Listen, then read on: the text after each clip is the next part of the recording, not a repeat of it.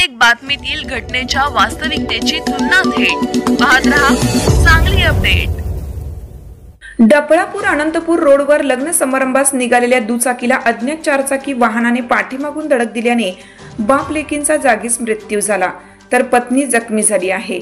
रामू शिवराम कुर्णे वय 51 राहणार मेंढीगिरी तालुका जत व मुलगी जानवी रामू कुर्णे वय 11 अशी मृतांची नावे असून शनिवार दिनांक 22 फेब्रुवारी रोजी सायंकाळी 6:30 वाजण्याच्या सुमारास ही घटना घडली।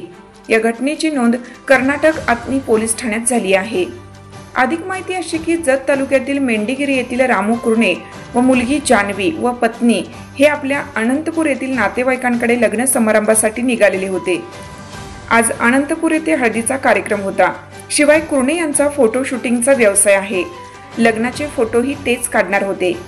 डफळापूर अनंतपूर रोडवरील कर्नाटक अनंतपूर हद्दीत उसाने भरलेल्या ट्रॅक्टरला कडून अनंतपूरच्या दिशेने निघालेले असतानाच पाठीमागून येणाऱ्या भरधाव चारचाकी वाहनाने कुर्णे यांच्या शनिवारी दुपारी 1च्या सुमारास दुचाकीला जोराची धडक दिली।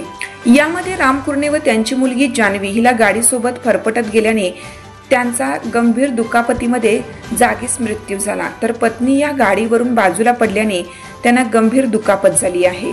यातील चारचाकी वाहन आत्नी येथील पोलिसांनी ताब्यात घेतला आहे।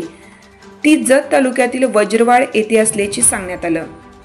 शिवाय या चारचाकी वाहनातील लोकांचा येथील डफळापूर अनंतपूर रोडवरील एका धाब्यावर वाद झाला होता।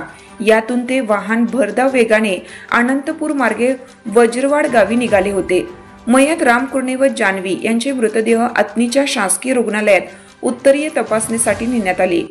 शवविच्छेदनानंतर रविवारी सकाळी त्यांचा मृतदेह मेंढीगिरी या गावी आणण्यात आला।